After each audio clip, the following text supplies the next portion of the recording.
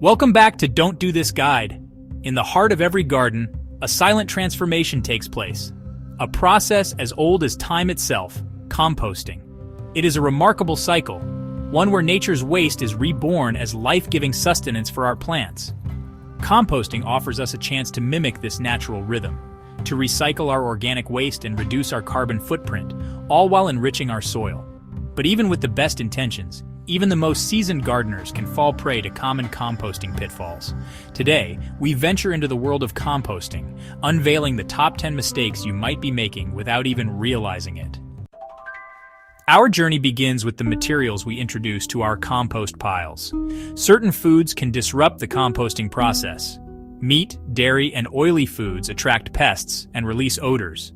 These items decompose slowly and foster harmful bacteria. Consider alternative disposal methods for these scraps. Our goal is a thriving ecosystem in our compost bins. Let's move on to achieving the right balance between green and brown materials.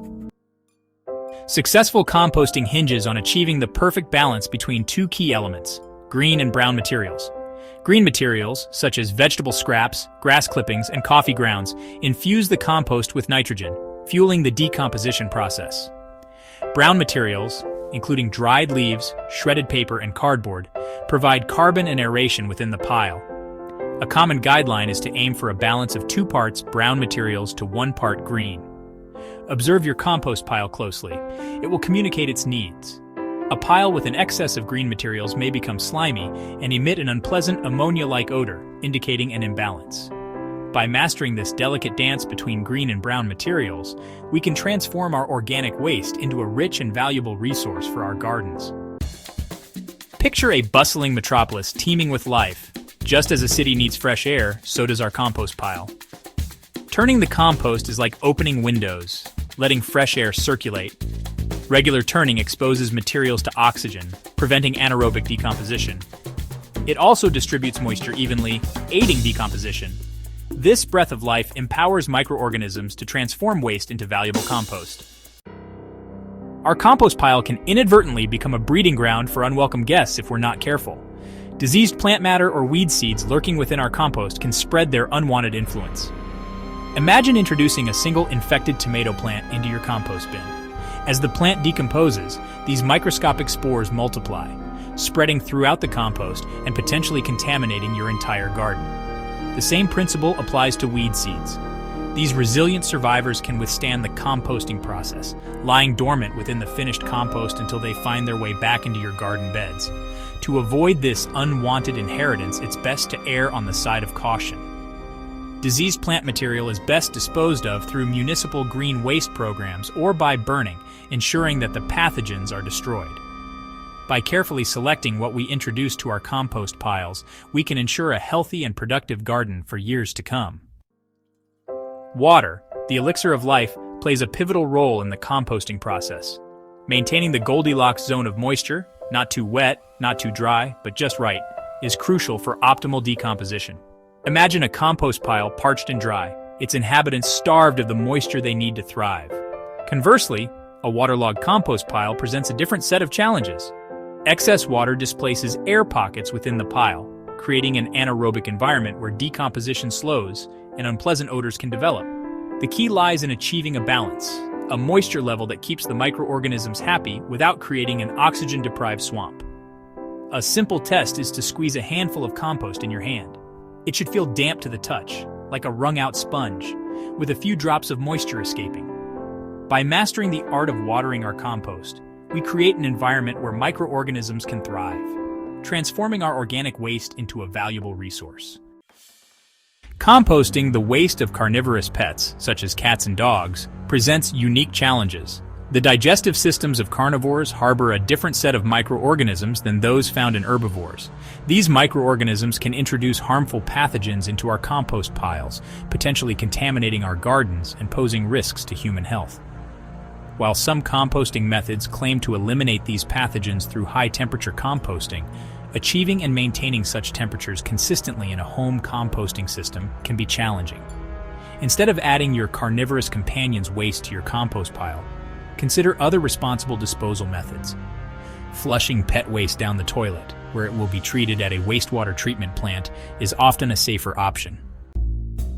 Size matters when it comes to efficient decomposition. Large chunks of organic matter, like tree branches or watermelon rinds, present a formidable challenge for the microorganisms responsible for breaking them down. These bulky items create air pockets within the compost pile, hindering airflow and slowing the overall decomposition process. By chopping up large pieces of organic matter before adding them to our compost piles, we provide microorganisms with easier access to the surface area, accelerating the decomposition process. Use a pair of pruning shears to cut branches into smaller pieces, or chop up kitchen scraps like melon rinds and avocado pits before adding them to the compost bin. The extra effort will be rewarded with a faster composting process and a more homogeneous finished product. Chemical-laden grass clippings can disrupt the delicate balance of our compost and introduce harmful substances into our gardens.